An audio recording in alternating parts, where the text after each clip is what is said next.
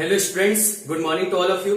आइए चलिए unit 14 start करते हैं। प्रॉपर्टीज ऑफ पैरेलल लाइन, इसको स्टार्ट करते हैं। पहले मैं पैरेलल लाइन के बारे में बता दूं, आपको पता होगा वैसे।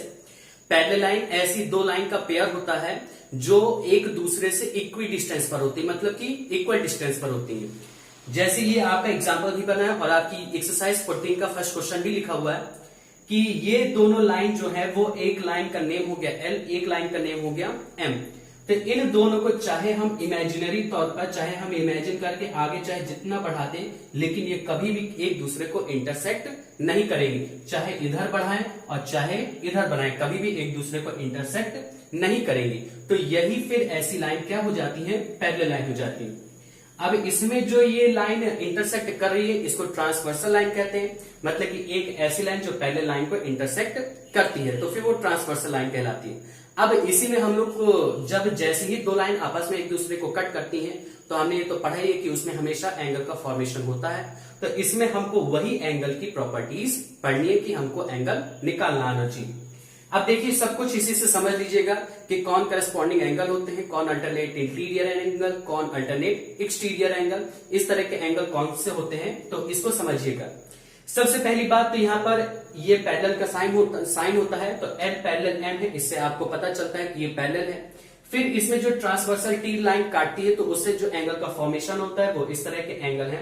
अब इन एंगल्स में मैं बता दे रहा हूं कौन कौन से इक्वल होते हैं।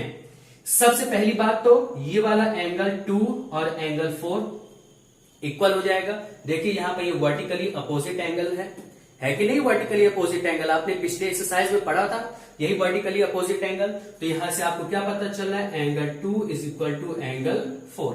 फिर इसी तरह से एंगल 1 एंगल 3 के इक्वल हो जाएगा, angle 1 is equal to angle 3। फिर यही केस इसमें रहेगा, एंगल 6 एंगल 8 के इक्वल रहेगा, angle 6 is equal to angle 8 और angle 5 is equal to angle 7। ये एंगल का साइन होता है एल की तरह जो बना होता है टेढ़ा। अब ये तो बात हो गई ऊपर के। अब अगर इनके और इनके बीच में रिलेशन, तो ये इस एक्सरसाइज का सबसे मेन पॉइंट है। तो इसको देखिएगा कैसे होता है। आप यहां पर फिगर में देखने के बजाय एक फिगर याद रख लीजिए माइंड में, जेड।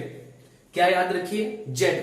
तो जो जेड चाहे ऐसा बने, चाहे ऐसा बने, चाहे ऐसा बने और चाहे ऐसा बने, बस हल्का फुल्का कहीं से भी जेड लगना चाहिए। तो जब जेड तक की तरह का फिगर बनता है तो इसका ये वाला एंगल और ये वाला एंगल इक्वल होता है। इसको आप हमेशा याद रखिएगा, ये वाला एंगल इक्वल होगा। इसमें भी जेड बन रहा है तो ये वाला इसके इक्वल होगा, इसमें ये वाला इसके इक्वल होगा, इसमें ये वाला इसके इक्वल होगा। ठीक, तो जब जेड का फॉर्मेशन हो तो आपको फिगर में ढूंढना पड़ेगा कि कहां पर जेड का फॉर्मेशन हो रहा है। और जरूरी नहीं ऐसे होता है, ऐसे भी हो सकता है। ठीक, तो यहां पर भी इस केस में ये वाला एंगल इसके इक्वल हो जाएगा। आप थोड़ा आगे पीछे कर लेंगे, बस हल्का फुल्का जेड का फॉर्मेशन होना चाहिए। तो इस तरह का फॉर्मेशन इसमें कहां पर हो रहा है, आइए उसको देख लेते हैं। तो उससे आपका आंसर भी आता जाएगा। जैसे ये देखिए, ऐसे जेड का फॉर्मेशन हो रहा है तो ये एंगल 3 और एंगल 5 इक्वल हो जाएगा ना। देखिए ये ऐसे जेड का फॉर्मेशन हो रहा है तो एंगल 3 किसके इक्वल हो जाएगा, एंगल 5 के। और यहां पर पूछा भी है कि आपको 1, 3, 4 और 8 की वैल्यू निकालनी, मतलब कि एंगल 1 की, एंगल 3 की, एंगल 4 की और एंगल 8 की, इन सब की वैल्यू आपको निकालनी है। तो फिर यहाँ पर एंगल 1 की वैल्यू अभी छोड़िए, हमको ये पता है, लेकिन angle 5 is equal to 70 degree केवल हमको ये गिवन है। तो एंगल 5 एंगल 3 के इक्वल हो जाएगा। देखिए जेड फॉर्मेशन बन रहा है और इसमें नाम हो जाएगा कि इसका हो जाएगा अल्टरनेट एंगल्स आर इक्वल। वैसे तो ये अल्टरनेट इंटीरियर एंगल है, मतलब कि एक इधर है तो एक उधर है और अंदर है, इंटीरियर। अगर यही चीज 2 और 8 के बारे में कहता तो अल्टरनेट एक्सटीरियर एंगल हो जाता। तो फिर यहाँ पर 3 और 5 इक्वल हो जाएगा, जेड का शेप बन रहा है तो एंगल 3 इज इक्वल टू हम लिख सकते हैं एंगल 5 और एंगल 5 की वैल्यू कितनी दी गई है, 70 डिग्री। हो गया। अब एंगल 3 की वैल्यू पता चल गई। अब देखिए एंगल 1 की वैल्यू निकालनी, तो एंगल 3 और एंगल 1 इक्वल है वर्टिकली अपोजिट एंगल से, तो इज इक्वल टू क्या हो जाएगा, एंगल 3 और एंगल 3 की वैल्यू आपको पता चल गई कितनी होगी, 70 डिग्री। एक तरीका और है एंगल 1 निकालने का कि एंगल 1 जो रहेगा वो एंगल 3 के इक्वल है, तो एंगल 3 एंगल 5 के इक्वल है। तो क्या एंगल 1 और एंगल 5 इक्वल नहीं हो सकते? हो सकते हैं। तो इस केस में क्या होता है कि जब angle 1 is equal to angle 5 लेते हैं तब वो बन जाता है करेस्पॉन्डिंग एंगल, और corresponding angles are always equal. Corresponding angle का शेप आप याद रखिएगा, उसका शेप बनता है एफ का। कैसे एफ का? अगर आप इमेजिन करके इसको बढ़ा दें और एक एफ के शेप की तरह की टाइप की फिगर ले, तो इसमें ये वाला एंगल इक्वल रहेगा। मतलब कि एक ट्रांसवर्सल लाइन के एक ही साइड में उस लाइन के अगर ऊपर ले रहे हैं तो दूसरी लाइन के भी ऊपर लेंगे। ये वाला इक्वल रहेगा और ये वाला इक्वल रहेगा। ठीक, अगर आप उल्टा एफ बना रहे हैं तो भी आपका फिर इस केस में ये वाला एंगल इक्वल रहेगा और ये वाला इक्वल रहेगा। मतलब कि आपको ये शेप याद रखना है एफ और जेड, और जहां पर भी आप देखें इस तरह का शेप तुरंत आप लिख दें और आपका पूरी एक्सरसाइज सॉल्व हो जाएगी। तो एंगल 1 एंगल 5 के इक्वल है, तो फिर यहां से भी 70 डिग्री आपका आंसर आ जाता है। अब देखिए बात कर रहा है एंगल 4 की। एंगल 4 बताइए किसके इक्वल होगा? एंगल 2 के इक्वल होगा, लेकिन एंगल 2 की भी वैल्यू नहीं पता है आपको? एंगल 2 की नहीं पता ना, तो इसके लिए आप कुछ भी कर सकते हैं। चाहे तो आपको एंगल 1 की पता चल गई है, या तो एंगल 4 जो रहेगा एंगल 6 से निकल आएगा, क्योंकि ये भी तो देखिए उल्टा जेड बन रहा है ना। ये देखिए ये ऐसे और ये ऐसे जेड बन रहा है।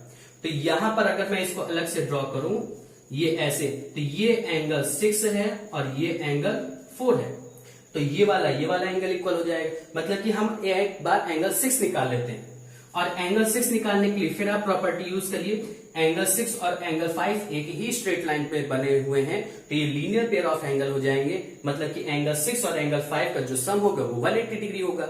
ये भी पीछे पढ़ा था। तो angle 5 plus angle 6 is equal to 180 degree. Sum 180 degree होता है ना, और यहां पर फिर क्या आ जाएगा? एंगल 5 की जगह 70 degree plus angle 6 is equal to 180 degree. Angle 6 is equal to 110 degree आ गया। इसको उसमें माइनस किया। अब एंगल 6 एंगल 4 के इक्वल है, फिर अल्टरनेटिव एंगल, तो angle 4 is equal to angle 6 is equal to फिर 110 डिग्री आ जाएगा।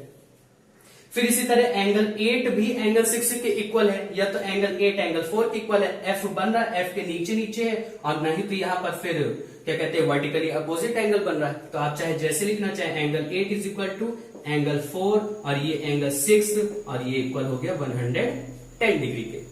और आपसे यही चारों की वैल्यू पूछ रहा था, बस आपका यही आंसर हो गया। तो आगे आप सभी को समझ में, मतलब कि मैं क्या समझाने की कोशिश कर रहा हूं वो आपको यहां से क्लियर हो गया होगा। तो पहली बात तो मैं कि अब आज इसके आगे मैं नहीं बढ़ रहा हूं। पहले आप इस तरह की सभी प्रॉपर्टीज को अच्छे से कवर कर लीजिए, फिर उसके बाद जो मेन क्वेश्चन होंगे उनको मैं बस बता दूंगा। और नहीं तो फिर अगर आपको कुछ पूछना है तो आप उस क्वेश्चन को मुझको मैसेज कर दीजिए, तो फिर मैं फिर वही वाला क्वेश्चन फिर आपको बता दूं। नहीं तो फिर मैं अपने जितना हो सकेगा मैं एक बार और वीडियो बनाऊंगा इस पर, उसमें पूरी एक्सरसाइज फिर उसी में फिनिश हो जाएगी। लेकिन अगर आप चाहते हैं कि आपको कोई क्वेश्चन नहीं आ रहा, उसको आप पूछना चाहते हो तो आप पूछ लीजिए अभी, और फिर उसके बाद मैं उसका वीडियो बना दूंगा। तो आप आज एक्सरसाइज 14 जितनी हो सके आप कंप्लीट कर लीजिएगा, यही आपका वर्क रहेगा।